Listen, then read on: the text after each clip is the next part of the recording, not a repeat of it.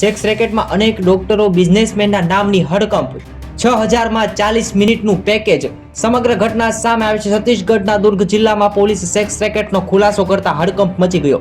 જિલ્લામાં ભિલાઈ શહેરમાં એક સ્પા સેન્ટરમાં સેક્સ રેકેટ ચાલતું હતું. ખુલાસો કરતા જણાવ્યું કે સ્પા સેન્ટરમાં અનેક ડોક્ટરો અને બિઝનેસમેન રેગ્યુલર ગ્રાહકો હતા. વધુ સમાચાર વાંચો આ વિડીયોમાં.